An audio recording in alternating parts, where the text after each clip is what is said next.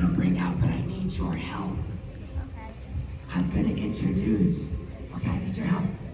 One of the people we have is Billy West. Now, what's your favorite Billy West role? Zap? What about Doug? Doug? Okay, Doug? We'll go with Doug. Ladies and gentlemen, boys and girls, cosplayers of all ages, welcome to Anime Weekend Atlanta 2023! Today you are in the one room, in the one location, where you will find not one, not two, not three, but 4 different voice actors who will be here in 3D momentarily. First up, you love him as a fan favorite, Billy Doug West!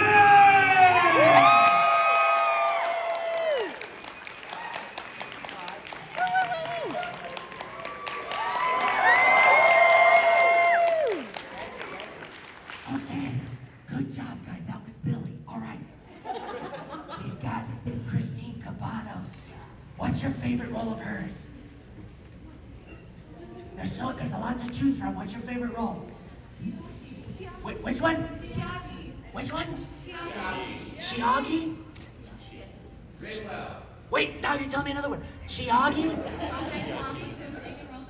From Danganronpa 2? Okay. Ladies and gentlemen, continuing on the sumptuous feast of voice actors that are here today for you. Christine from one of your favorite rampas called Danganronpa 2. Come on!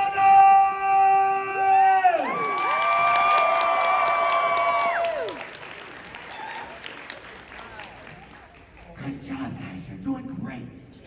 Okay, we've got Veronica Taylor. I heard your guess. What's your favorite role? Ash? It's from Digimon, right?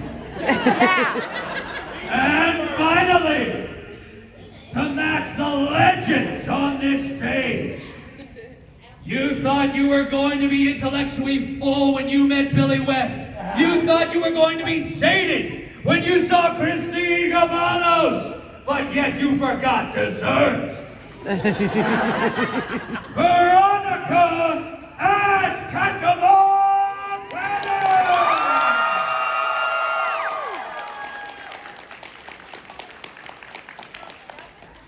All right, there's one last person. Yeah, you. Back there is Todd Haberkorn. What's your favorite role of Todd Haberkorn?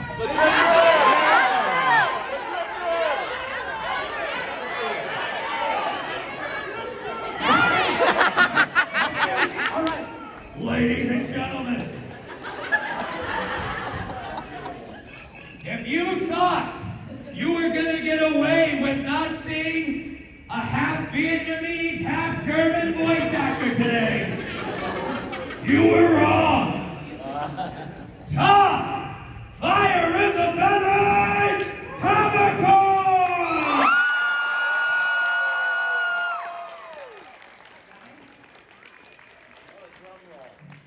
These wonderful people up here have taken time out of their schedules, their busy lives. They've flown numerous inches on a map to be here. We've got people that, now listen, let me just preface this. It's not often, if you think about it, we get spoiled because we can hear their voices anytime we want on a TV, on our phones, on our iPads, but to actually see them in person, to see them in the flesh, very rare. How many people have never been to AWA before? Nice. How many people have been more than once? You've been more than twice? How many people have been more than 50 times? You all need to try harder. So one thing that I find, 2 things that I'm thinking about right now is, number 1, I've got donuts. I know you have a lot. I have a couple. Who needs a donut in the front row? Oh, I heard you shouting out to earlier, right? That deserves a donut. There's some under the parts of Dexter plastic can. You want that's the Simpsons one right there if you want that one. Oh, Liz, Patty. Very symmetrical of you to have a donut. I'm like, one left donut. You don't even know what it is, but you want a donut anyway because cards are good. Okay. Those donuts are gone, and when they were made and tortured in front of their donut family, so they're extra sweet. So, one thing that we know about these folks up here, these delightful folks, is we know the process of voiceover for the most part. We know that you have a building, usually with 4 walls. It's got electricity running through it. There's a microphone there, and they put these masters up there, and they say, here's a blank page, fill it with words, and that's how you get the shows and the video games that they're in. Now, I know you've got questions, I've got questions for them too, because this is oftentimes the only time we get to connect and hang out, and we don't know a whole lot about each other, that we get it over the years, little by little. Like I see, Billy from time to time, and Veronica, Christine, we pass each other in the hallway, sometimes we work together. So my very first question is for all 3 of you. If your house were on fire, I would clap, and you can only grab 2 things, non-living things from your house. We assume all the living things come out with you, and if that bums you out, then we have other things to talk about. But 2 non-living things from your house as it was crumbling down, burning down, what would they be? And why? I know. I've never gotten an award for anything. I've never been nominated. I've never won an award for anything, so I gave myself the Susan Lucci Award. She was famous for never winning anything. She used to be tearing her hair out at the Oscars. She'd be going, and the winner is, and she'd be like, and nothing. And so I had an acrylic thing made, it was like the Susan Lucci Award. Yeah. No nominations, no awards, no shit. Congratulations on 42 years of voiceover. and then my brother gave me an award. He had it made because I survived cancer. I had prostate cancer. I fucking hate cancer. I really do. And death. If someone in here likes cancer, point yourself out so we can beat you up. And he gave me like a survivor's award, and it touched me. That meant more to me than anything, I mean, I work with Oscar winners. The yellow M&M is J.K. Simmons. Oh, yeah? Yeah, he's the yellow M&M. I've been working with the guy for 32 years. And he wins an Oscar, and 2 days later, he's in the studio with me. Red, What is it, yellow? Yeah, true. Okay, so that's it. Those 2 things. Okay, Christine. Do they have to be things I can physically carry? No, just 2 non-living things. Okay, well, I got a new voiceover booth. It's really heavy. That you're trying to pull it out, you're like, fire. Please chill. You can have the house. Just let it get this out. Okay.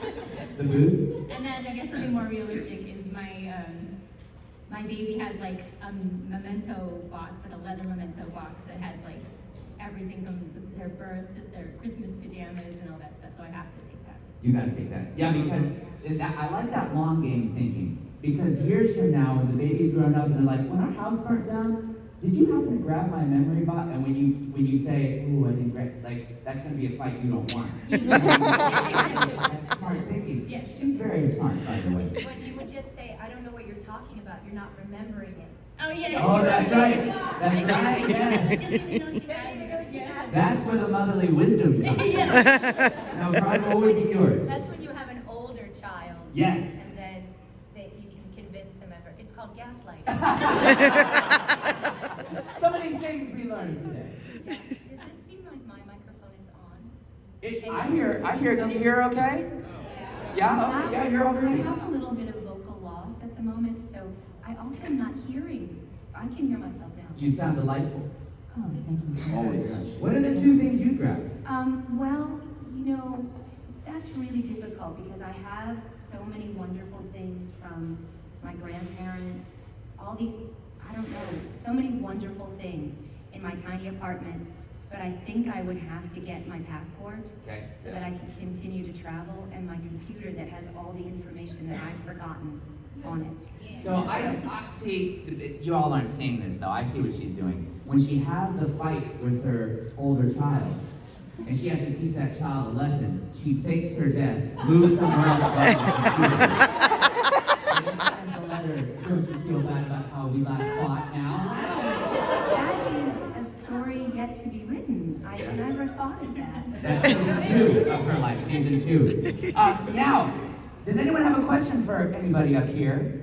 I want to see a hand. I see a hand back there. I just thought of a third thing I would bring. Oh, what's the third thing? My good luck jeans. They have a big rip in the ass. and for some reason, I've been spared from being hit by buses and everything because I was wearing them. Wow. Are you wearing them now? They swerved out of the way to avoid my ass. They want those jeans and they realize we can't damage the jeans. Who's got a question for the? I see your hand back here. Now, before you ask this question, I have a question for you. You have to tell me one thing that you do, or one thing in your life that you're proud of, involving yourself. What's your name? My name's Andrew. Andrew, what's one thing that you can do that you're proud of? I was in a chalk art competition last weekend. In a what competition? Chalk art? Chalk? Oh. Yeah, On a sidewalk or a wall? on a sidewalk. Wow. What did you draw? Goofy and Chopper. Nice. You have a picture of him? Chopper, chopper. Is that bacon on your hood? Great, good to see you. Award-winning chalk artist here. Really?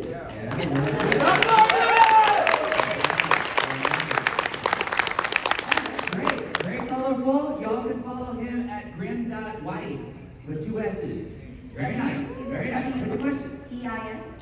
E-I-S-S. W-E-I-S-S, yeah. This is for Veronica. I loved Ash and Pokemon growing up, and I know you haven't voiced Ash in quite a while, but you were my childhood for a long time. How do you Thanks feel? a lot. Oh, you're welcome. How do you feel about Ash leaving the show and not being with us anymore? Well, I think, I found out on Twitter that Ash's journey was coming to an end, and it was so shocking to me. And I don't think I should have been that shocked. It's been 25 years, and everyone deserves to move on to something else. But wow, we've all been on this journey for so long, whether you started when you were 10 or you just joined in now.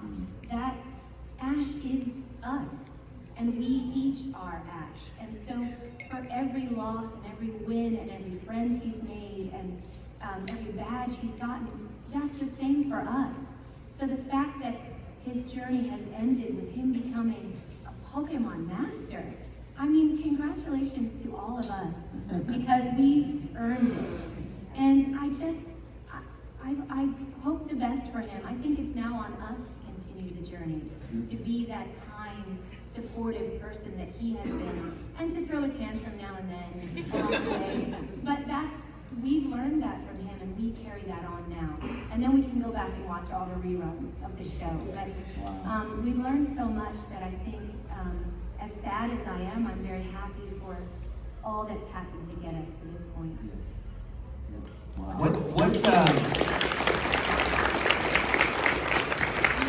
What is the one item that has been brought to your table through all your adventures and interactions with people that surprised you the most? Something that wow, I didn't know you knew about that character. Or, wow, where did you find this? What's one item that has been brought to your table? I have to say it's the stories that people have brought, not the things.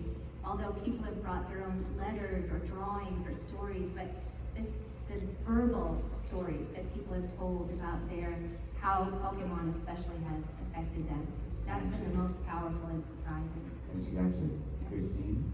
I don't have such a poignant answer, but it's actually something that Todd and I worked on. Somebody brought a Levius book to me, and Oh. that's a deep cut that they made, or No. I think that I just never seen a physical copy of anything from Letty's because was it on Netflix? On Netflix, Yeah, it's on Netflix, so I haven't seen anything. It's about steampunk boxing. Yes. If you like steampunk, if you like boxing, if you like anime, if you like Netflix, it's all in one. You're gonna love it.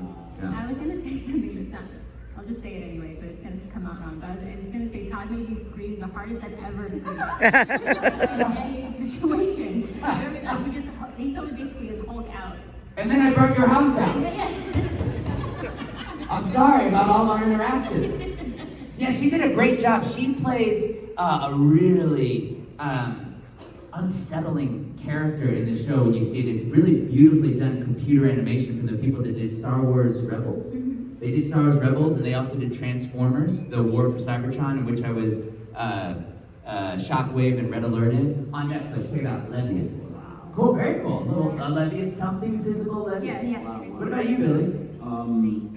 Somebody came, for years, I had been doing shows. I think, excuse me, I think I might have been the first voiceover to ever do Comic-Con. Because they said, what do we need with voice people for? Yeah. You know, this was when there was 3 of them. They wanted wrestlers and politicians. I don't know what the fuck, you know. I don't know what they wanted. 1876. Comic-Con. We beat dirt and rocks. And they paid in gold nuggets. Yeah, throw that gold away. Yeah, here we're going to the Comic-Con. So they didn't want voiceover people, so I went on a show and they saw this big line. I just didn't think anybody knew who I was. And no one for years brought pictures of like Doug-related stuff. And then all of a sudden they started, because I guess there was a generation that suddenly was at age and they were watching the reruns. So somebody did a handmade drawing of the bad kid, Roger. And I said, look at this is so esoteric. This is like unbelievable. And then I said, you know, they're 30 years older now. And he was thinking, and I said, yeah, you always think that, you know, the bad kid, of course you know what's gonna happen to him, just like the bullies in your lives, they wound up dead or in jail, or became police officers. And then Doug, you know, he was just so sweet and an empath, you know. And then I thought, 30 years later, I'd be like, dear Journal, today I blew up a courthouse. See him in court. See him in court. Order in the court! Order! Judge Roger Klotz. Oh, look who it is. It's Funny, you loser. I knew I was going to see you in here one day. You're guilty written all over your face. It's even spelled wrong. You're going to jail, Funny. You're going to be somebody's bitch in jail. And he was like, oh no, you know, the fantasy. Yeah, someone's going to animate that someday. If you're animating it, you've got to credit AWA for where the idea originated. And you got AI to just fill in the rest of the work for you. Yeah, you'll have You're a it- lazy bastard. You'll have it done by Sunday night. All 2 seasons. Does somebody have a question? So, you know what? I'm going to go up here, because I saw your hand first. What is one thing that you have done that you're proud of? Recently, I completed a full living dex of every single one of the 1,017 Pokemon. So I have like every single one of them, and I am really proud of that, and I think it's really cool. Non-AI interference at all of these hands right before me did that. Fantastic.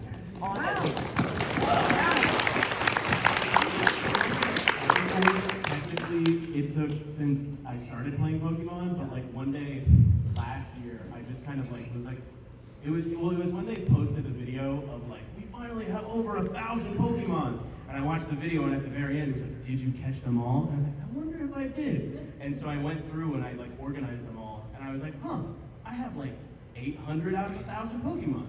200 Pokemon's doable.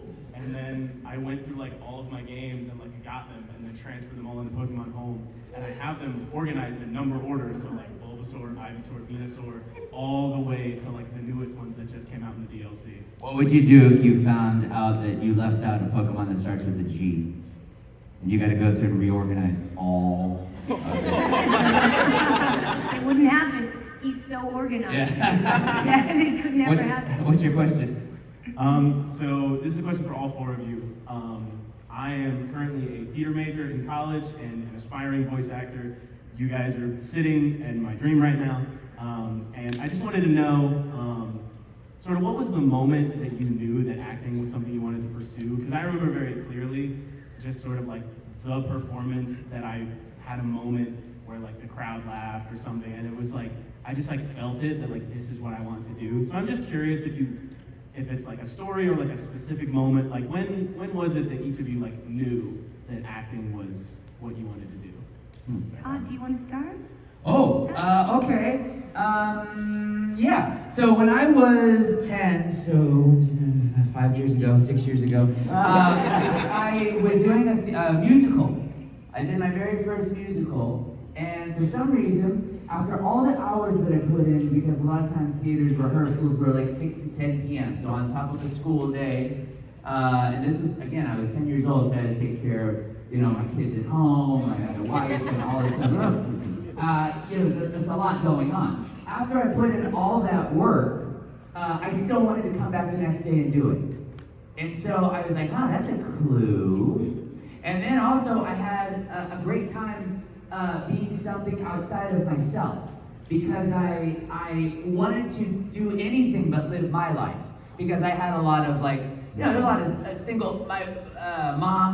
my dad took off, so my mom had to raise me by herself. We were pretty poor, and so I didn't really, and I was an only child.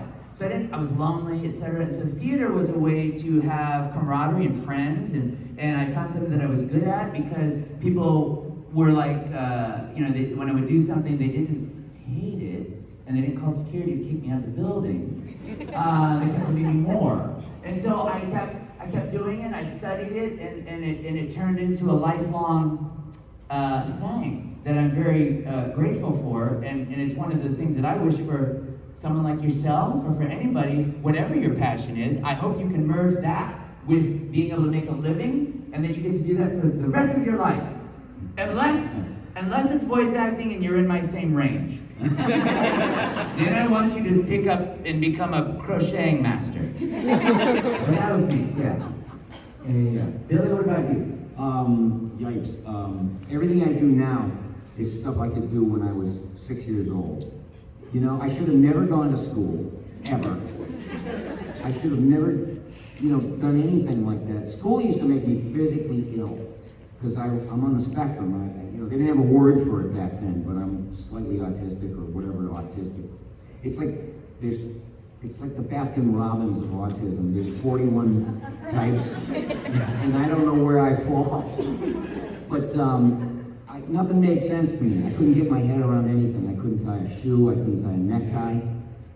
But I could do cartoon characters and people that I heard on the radio, and that was like not quite savant stuff. It was just a gift. Like, you don't know that you have it because your friends won't give it up for you. I used to work on something all day long, saying this is the coolest thing ever. I can do a police car far away.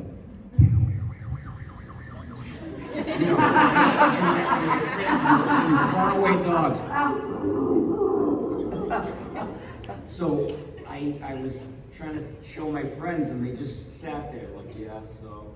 And I said to myself, how good do you have to fucking be to impress these people? And then you went home and you told your mom, they're not giving me love on this, and one of them told me I was going to be someone's bitch in prison. That almost happened.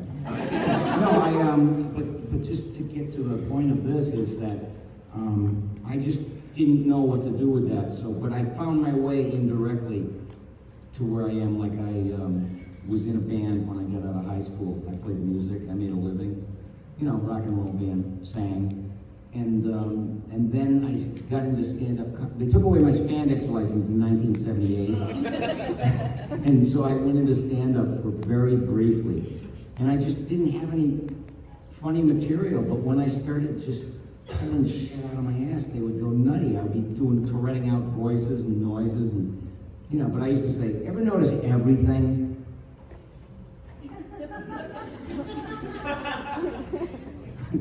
comedians they notice everything. So, you know, and like, it began to speak to me about what I should do, and it's the kind of thing, you probably had this happen to you, you didn't choose it really, it chooses you and takes you with it, right? You know what I mean? It's like a force, it's all physics. It's like, you will wind up with like energy. You know, that's why we know each other. We found our way to each other because of like energy. It's a law of the universe. So there's my science lesson for today. Christy, what about you? I don't remember how old I was when I started doing this, probably around like 6 or 8 or something. But I was obsessed with the show Rugrats, and I would watch it so often that I memorized the scripts, and then I would turn off the sound and I would dub it myself. But I didn't know that was a thing. I was just something I wanted. It was just something I wanted to do, and I was a kid because I was like, oh, this is fun. It can be everyone. And then one day I stayed till the end, and I looked at the end, and I realized the credits. And then I saw like the voice, and then the one I noticed the most is the late great Christine Cavanaugh, the voice of Chucky. And I was like, oh, our names are so similar. She's like, this is her job. And then so like something clicked in my brain. I'm like, you can do this for like a living. And then so I took vocal lessons all of my life, but somewhere along the way, probably like in middle school, high school, I was convinced that I was supposed to take over a medical business instead. So I was kind of just like mentally preparing myself to like my inevitable, like, I guess this is what I'm supposed to do. And then when I was leaving high school, I just kind of decided like, I don't think I can do that. Like it's not gonna make me happy. So I found a Wii microphone, I plugged it into my computer, I just went to my closet and I practiced. I took movies, took out all of the sound, I took out all of the sound effects, the music, I made an entire movie and I dubbed it myself. And I just practiced like crazy, and then I just wormed my way in, and I asked this casting director, like, can I please audition for this? Like, I really think I'm good for this character, and they let me. And it was the character Azusa from K-On!, and that was my first voiceover role. My first audition, my first voiceover role. And it just snowballed after that, and I've just been voice acting ever since. Right on.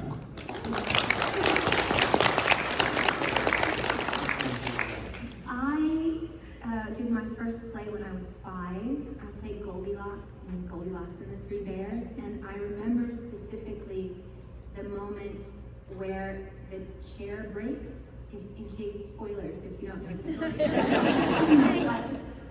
Where the chair breaks and she's sitting on the floor, and I remember thinking, hold for the laugh. And that's when I decided to be an actor. And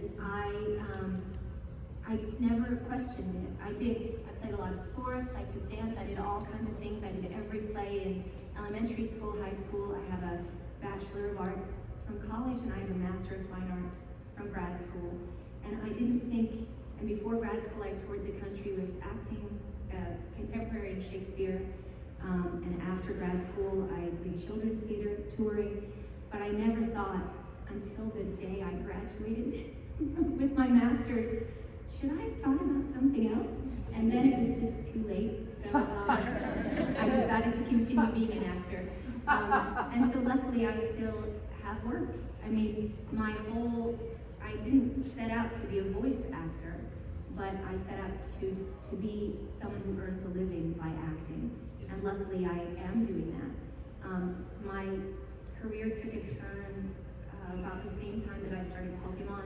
I was pregnant with my daughter, and my auditions happened to turn to be more voice related. So, because I didn't have time to be in a play, or I was working on a soap, I didn't have time for the endless hours of that. And so luckily I had auditions, and I do a lot of audiobooks and cartoons and video games and English as a second language and all kinds of things that are just acting but in different ways. And so I would say the big thing that I've learned is to say yes, but don't sell yourself short, because people will always try to take advantage of you and get you to work for free. Sometimes you do have to work for free because that's how you make friends and you network.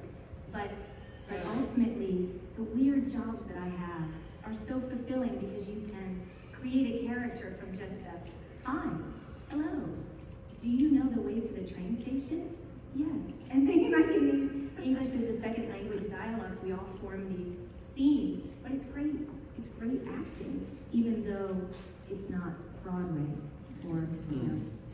and time to Acting is make it. acting. That's right. So you form those relationships. So good luck. And to all of you who are considering that. Yeah, and there's only one show business. There isn't like 5 separate shows. I remember auditioning for something once, and there was this stuffy actor, Broadway guy, sitting in a voice audition, and he had an ascot, and that's to hide the gobbler, you know? And he had a bush jacket with a zillion pockets, which I never understood until I got old. It's like there's Visine, and there's breath freshener, there's, you know, wipes. Yeah. But anyway, he was like, he's reading the copy, and he's sort of snorting. And I'm looking at him, and he looks at me, and he goes, "It's almost art, isn't it?" And I said, "I don't know where you were brought up, mister." You know, I turned into the guy that's gonna snap. How dare you? You know, this is the lifeblood of everything. You ought to know better than that. You know, I was like talking to an adult, and I said, "You know, what are you, 7?" I got my back up because I took it so seriously. And you have to. And when you're reading for anything, it's one thing to understand the text, but the subtext is important, and that's where you have to know how to act. You did it the right way. I did it ass backwards. I could do all kinds of crazy stuff with my voice, and I was in radio in Boston. And when I moved to New York, somebody said, "You might want to learn how to act." And I said, "What's wrong with the way I act?" You know. And so I went to Stella Adler, who was famous acting school, and I met her, and I learned how to act. So I learned backwards, but you have to know how to act on the words. You know, otherwise it's hollow. There's no peaks and valleys, and you know, you'll get there. You'll get there. Yeah, we're saving a seat for you, by the way.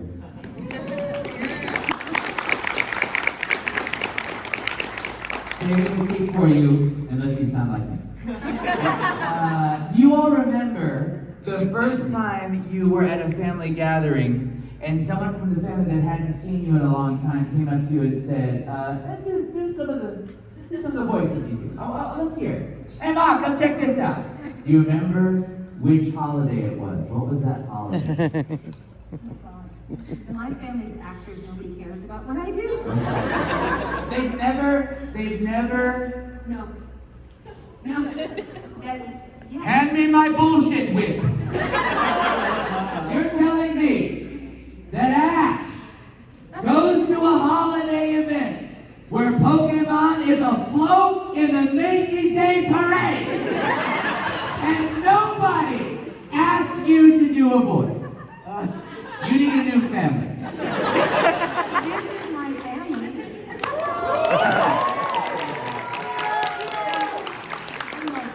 Hey, Anime Weekend Atlanta. You guys are pretty cool. What about you, Christine? And what was the holiday? I don't remember the holidays, but I often get texts from my Filipino aunts being like, "What is that anime that you're in again?" I need to tell, like, my cousins are very big fans. And things like that, so like they're always just asking me like, "What are you in again?" And then they ask me for Princess myself, and I don't know, it's strange. But they don't ask me to do the voices. Okay. I stopped that a long time ago, so like, this is That's something coming for Christmas 2020. big probably. Okay. Yeah. My daughter often requests, like, I am probably not mommy half the time. Most of the time I'm Elmo in the house. All day long, she's like, I go, "Oh, do you want mommy to read you a story?" And she'll say, "No, Elmo read it." So I go, "Okay, Elmo said." I miss that all day long, so that's And it makes those Dean Koontz novels hit a little bit. Oh, yes. Yeah. It's a different perspective. Billy, what about you? When I went to family gatherings, the family would wait till somebody that was near and dear to us wasn't there and ask me to do them and imitate them. Oh. And I grew up in Boston. Everybody had that Boston accent there. Yeah. And no, it was pissa, you know? We're all pissa. And when they told somebody to get the hell out, they would use a word I never heard anywhere else in the world. Screw! Oh, that means That okay. means get the Oh, I always try to add words to my lexicon, and I'm gonna add that. screw. Yeah, so End of So I sentence. would imitate, my mother's boyfriend at the time wasn't there, and he was a firefighter. And he used to come over, and I had already started to do stuff on TV and all that, and he said, you know, Bill, I gotta ask you, what would you say is the most important part of your job? The best part of your job. And I said, I said, you know what, is it the hours? Is it the people you work with? No. What is it? I said, imagine if you went, you put on your robe in the morning and slippers and you had a cup of coffee, but you walked down to the mailbox, and in the mailbox was a check for a fire you fought in 1978. He goes, gotcha. because I still, this Christmas commercial, M&M's, that was done like over 3 decades ago. Every Christmas it's like, hello? Yeah, so, I said, you did a good job. The fire's still out. It never came back. You should be getting residuals. That's a good perspective. It's a good perspective. Does anyone have a question? I saw your hand over here. Now, Logan. Now, my question for you is, what is one cereal that if tomorrow they were like, we're not making this cereal anymore, you're fine with that? Oh, fine with that. Definitely Lucky Charms. You don't like Lucky Charms? Thanks for your time. What's your favorite cereal? Corn Pops. How many people also have a disdain for Lucky Charms? Raise your hand. But don't be ashamed. You soulless pieces of... How many people like corn puffs? Or pops? Corn pops. Fewer. That means that you always have a box available. Which? One serious, one silly question. The silly question is for the voice actor of Ash. Do you remember the Pokemon Christmas bash? I do. Oh my God. I remember it fondly. Do you remember? I do. With Rock, Misty, and Ash. Yes. There were so many great songs on, great, you can put in quotes, but that everybody involved in Pokemon at 4Kids, people were writing songs and we were recording that like at midnight because they didn't really have a studio to record it in, and it was quite a renegade project that everyone contributed, and then somehow it got made and went out. And I remember calling Virgin Megastore, the record store, and saying, are you carrying the Christmas bash to see if it was gonna sell anywhere? It was a crazy project. It's funny you mentioned that. Do you all want to see a little deleted scene from the Christmas bash? How many of you want to see that? Yeah. All right, I don't have that. I don't even have that. Sometimes I teach martial arts for a living, and I feel like I'm always working. And I try to find balance in my life for the other stuff that I love to do. So my question is, how do you find time and balance for the hobbies that you do, and what are those? Good question. Also, does anyone remember the cereal Freakies? Did anyone? Barely. When it had these I think it had marshmallows in it, but they had kind of Martian-related people on the odd things on it. I just saw that in a restaurant that has old cereal boxes on the wall. Really? Yeah. What's with marshmallows? Why did they put that in everything? It's like I thought you were about to say- sugar and it's mutated. And... On to this, I just wondered. So what do we all do to find balance? And what kind of hobbies do we have? Once we find the balance, what do we do? Anyone want to go first? I had to get treated for depression. I was born with chronic low-level depression. I had OCD, ADHD, just didn't know it, couldn't understand it, and life was really difficult. And I thought I was stupid. My dad thought I was stupid, and I couldn't fix anything. If I touched something, I'd render it unusable. Crack it, break it. It wouldn't matter what it was, and everybody else could do stuff, and if I touched it, it would go. And so you feel stupid, and you feel like you can't do anything. But I guess what was What did you do to find balance? find balance? Oh, all that getting treated for depression. And that was like a part-time job because you gotta ask for help. Yeah. You gotta, don't ever be ashamed to ask for help. I mean, there's more people in the same boat than you realize. And they're looking for answers. And no one has to live with depression. No one has to live in the shower not wanting to come out. And those are real things. And nobody has to live like that in this day and age. It's like they've got something for everybody. It's like a candy store. There's so many antidepressants. But the thing is I didn't want to make a joke out of it, and I didn't feel like living on medication. But one medication worked for me really, really well, and that gave me balance just overall. Things fell into perspective. I was no longer ruminating. I used to ruminate. Like I used to, at night, my mind would be going a mile a minute, and I'd think of shit that happened 38 years ago and go, you just, over and over and over, like replaying. Yeah, so a dash of pity would be nice about now. Congratulations. Oh, thank you. That's an incredible thing to be able to seek help, find what works, and then be able to free yourself from that, let's just call it depression.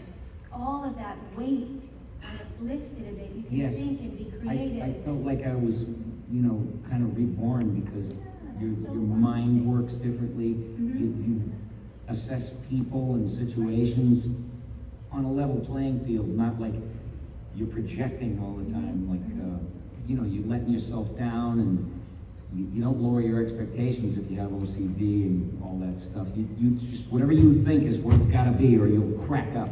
So do you think that with that, after you found that, Yeah. do you find that you are able to balance, hey, this is when I work, this is when I don't work? Or do you find that, like, I work 12 hours a day and I can't stop myself? Like, well, how's that balance? No, I have immigrant mentality. All my uncles were like off the boat, and if they could work 18 hours a day, they would do it. And I hear them up in there, and they're saying, "You got a chance to work for 18 hours a day, and you didn't do it. What are you, putz? What are you, putz?" And they used to drink all night at the bar, and then not go home. They'd go to work and sleep in the doorway. So they were Irish. Yeah. And they didn't want to miss work. I'm not losing my paycheck. I'm losing the paycheck. I'm asleep in the doorway. And then come home and start it all over again. Do you think, because I always think this too, I used to be just like that. Do you think that when you were on I imagine your deathbed's going to be a glorious, floating, golden, beautiful chariot of deathness that you will be on. But however we find ourselves, when you are on your deathbed, do you think that you will say, man, I wish I would have sent in one more audition? Yes. Do you think you'll think that? I never really thought about that. That's a sad thought. So that's why don't work 18 hours a day. I don't know, I just don't know. I think I would ask for nature, when you put something out to the universe. Yeah. I said, please help us, That's what I would say, because we're in trouble as a society. Well, that's why I'm waiting for the aliens to just come. That's why I always am like, aliens, guys, I'm cool to work on your side. If you want to Maybe take they're over. already here. Better than that. It's, I go to these shows, and there isn't a narcissist within 50 miles of this place. There's no toxic masculinity. There's no misogyny. Everybody's an empath. It's like, oh my God, life would be so beautiful if that's the way things work. And I realized that a lot of people are on the spectrum, and that's one of the qualities is compassion and focused, and then gifts. And you have no idea. And I think because we're in trouble as a society, we're this close to, Hades. When two assholes on a plane start duking it out at 35,000 feet, I'm like sitting there going, where do these freaks come from? Where, honest to God, and the guy in Yellowstone, if I was Mother Nature and I was leaning up against a tree and I watched this idiot try to do the Macarena with a buffalo, the buffalo would kill him. And then I would say, I had to take him out. I don't want that in the gene pool. So Survival of the species is what it's about, and then the videographer's next. Well, in order to shield yourself from all the stress and agita of that, what's one hobby that you have that helps you kind of find your happy place? I was a musician and made a living doing it, so I've got a room full. I'll show you later. I'll show you my room full of guitars. Yeah, I still play and stuff. You know what? I lived a dream as a musician. I got to play with one of my idols, Brian Wilson. Oh, yeah, you did? Yeah. Yes, I played lead guitar in his band for 6 gigs, and we were on David Letterman's show. And here's my teen idol, you know, when I was a teenager. That guy wrote the soundtrack to a lot of people's lives. Heroes and Villains, Good Vibrations, God Only Knows. You know all that stuff. And I was just like, I was playing with Elliot Easton, was the guitar player from the Cars. And we looked at each other and we said, what are we doing here? Is this your dream or is it mine? Who do you pinch? You know? And it was like that, and you may find yourself. Oh, yeah. Sitting next to Brian Wilson. My God. How do I work this? You know, it was one of those moments. But to have lived that, and I've met a lot of my heroes and worked with a lot of them. So I feel like the luckiest guy in the world. So. That's a pretty good hobby. I know. That's pretty good. I don't know if that counts. I don't know if your hobby on getting you to the David Letterman show technically counts as a hobby. I think that's still work. When it replays in your mind, it's Yeah, hold on. Did you get a W-2 for that? Then that was work. That wasn't a hobby. I get what you're doing, Brian, but that ain't a hobby. That ain't a hobby. You are so funny. I give it up to you. You're pure. That's what I love about you. Well, I just don't like That's getting what I love about about myself. you. You're pure. Well, Billy, we're very lucky to have you here and hear all your goodness. As Billy been helping you all. I mean, how many people thought you were going to get to see the red M&M? You know, not many. Christy, what about you? Wait, what was the question again? So here's the question. So how do you have life balance, work-life balance? And if you do, and even if you don't, what's a hobby that you have that you like to do? I feel like ever since I became a mom, like balance is out the door. Sure, So, sure. like, I work when I can. I'm at home with her most of the time. But before I had her, I actually I have a degree in fine arts. So I did a lot of sculpture and painting and things like that. So I try to find time to do that for myself. And I also have been singing all of my life, and I feel like I don't get to do it as often. So I'm working on trying to just be able to record things and record myself and maybe release something someday. Sure. But I did also recently read a lot about this idea that we should have, as humans, we should have hobbies and interests that don't turn into any sort of monetary gain. Like, You can do it for the sake of just doing it. yeah, the sake of doing Or it. my on-camera audition. Yeah. Too soon. Just to get better for yourself and for no other reason at all. So I'm still trying to find Sure. what's that hobby Do you have things that you've drawn or sculpted on like your Instagram or something like that where people can see it? I have one painting that's on my Instagram, but I have a lot of them hanging up in my house and Sure. sculptures that I made inside of my home, but I don't think I've ever really posted about it that much. Well, if you do, where should we follow you? What's your Instagram handle? At Christine Cabanos. Yep. You gonna remember that? Easy to remember? Yes. Okay, we're gonna find that painting. Okay. Veronica, what about you? How's your balance? Well, I wish I could say I was raising a tiny baby right now, and that took all my time, but I'm not. And I don't have any balance right now. But when I did have more balance, I too do a lot of art-related things, and I love to bake. I love to cook. If I had a garden, I would be gardening. When we lived in the East Village, we had a garden plot in one of our community gardens. So I like doing things like that. I played soccer my whole life, so, playing soccer, all of that stuff. That's what I love to do. But right now, I think since lockdown specifically, everything I get people email like on a Saturday night to book you for the next week or things, there's no time boundaries now. So I feel like I'm constantly checking email and then I'm working at weird hours, or sometimes for audiobooks I record from midnight till 7 a.m. because it's the quietest at home, or I have a tight deadline. So the other day I did 24 hours. I would just go and sleep for 3 hours and get up and go back and record again. Like it's all craziness. And then we're traveling a lot for conventions, so I'm working in the time we're home, and then we're out, we're doing our podcast on the road. It's all like insanity. But the balance is just to kind of float through it.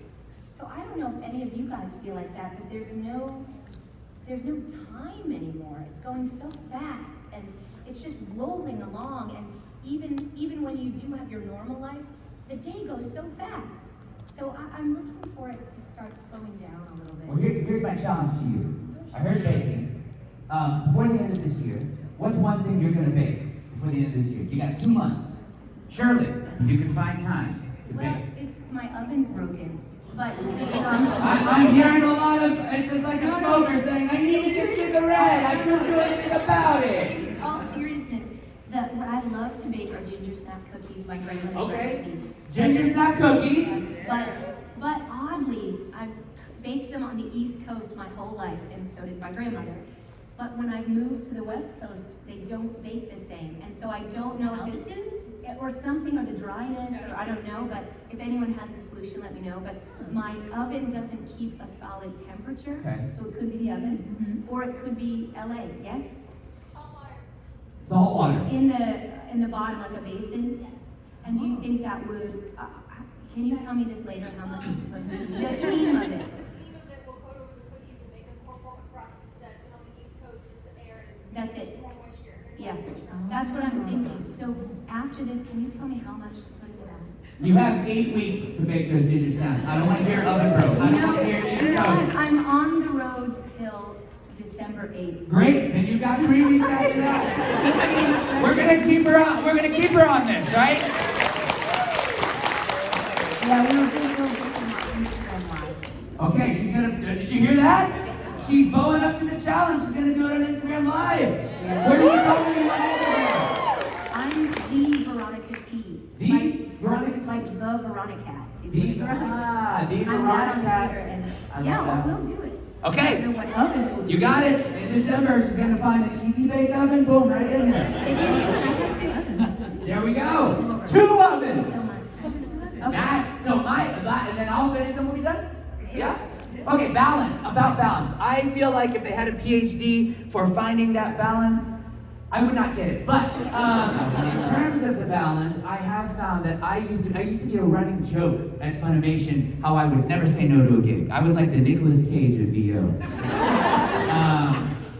One cue. Okay, come in. And so I would work round the clock, 7 days a week.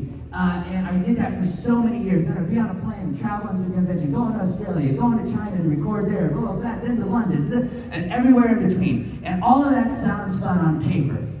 But then it brings me back to my point, is that at the end of life, when you're picturing your funeral, how many people are going to be there? If it's going to be the cleaning person in the back, and then the guy running audio, you've done it wrong. And so I thought, let me adjust and rejigger my life. And how do you do that? How do you figure out a way to find that balance? Because social media tells you, always be hustling. The Rock tells you, success is your building and the rent's due every day. And that's not sustainable. That's not possible. And what that ends up doing is making you feel less than. Because you're like, well, I'm a human being. Maybe I slept 8 hours today. And you hear the Rock on your shoulder giving you the people's elbow, telling you that you should be up and doing something. What I did, for me, this is what works for me. Everybody's different. But what works for me is I don't find my worth in the work. I used to do that. But here's why that's crazy. To me, why should I put my worth in the work when I have the least amount of control with that? So the only thing I can control is my performance. I can't control how many units are sold, how many people watch it, how many people like it. I can't control any of that. So why would I put my worth in that? So I put my worth in other things that I have a little bit more say in, like the people I'm around. I put my worth in the hobbies that I have. I put my worth in Mrs. H. Mrs. Haberkorn, for those of you that don't know. I put my worth in, taking care of, trying to make a difference in other people's lives, in my own lives, my family's lives. And so those are things that I can take little mental pictures of, and that those will keep me warm when I make my quilt of life. What are the little patches going to be of? And that's what's going to make me happy. And so that's how I found my balance. But I didn't find it for a long time. And so I get the allure of always trying to reach for it, or the scarcity mindset. If I don't do this audition, I'll never get any more auditions ever again, even though I've been doing it for 30 years. That doesn't exist. That's not real. It's in our brain. That's our brain messing with us. Because our brain is sometimes our friend, but sometimes it's not. When I opened those donuts, my brain was not my friend. So you have to keep that in mind, that sometimes you're your own worst enemy, right? And so I hope that you all find your balance as they have found their different versions of balance, because guess what? We're going to see a painting from Christine, right? On her Instagram, Christine Cabanas. We're going to see ginger snap cookies baked before the end of the year, before 2024 on the Veronica, right? And we're going to hear Billy play something. He's going to go to David Letterman's house, and David's going to be like, "What are you doing here, Billy?" And he's already going to have the amp ready to go, and he's going to play a quick solo, and then he's going to leave before the bodyguards come. And David Letterman will be pinching himself. Yes, David Letterman's going to be I would ask him, pinching why do you look like Santa Claus? I know, shame it, babe, shame it. But I will say, thank you so much for everybody here, for all of your time and your insight. Thank you so much. Thank you to you all for being here. Thank you. Can we do a photo? Is that what you're about to do? Let's do it. You guys aren't on strike or anything, right? Let's do it. How about this? First of all, before you come up to get a photo, the secret password is, the answer is yes. The question is, are you all going to go see them at their autograph table? What's the answer? Yes. Come up to get a photo. Let's shoot from here. Todd, what are you gonna do? By the end of the year. Oh yeah, what do you? Oh, by the end of the year? Yeah. On your Instagram lives. By the end of the year, my mom, so here's the quick thing. My mom never watches anything I do. So I'm going to go up to my mom by the end of the year and I'm going to go, think of me fondly, as I'm your only son.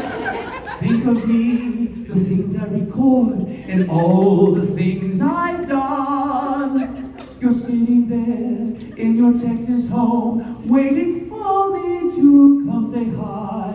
But you could be watching fairy tale as you wave goodbye.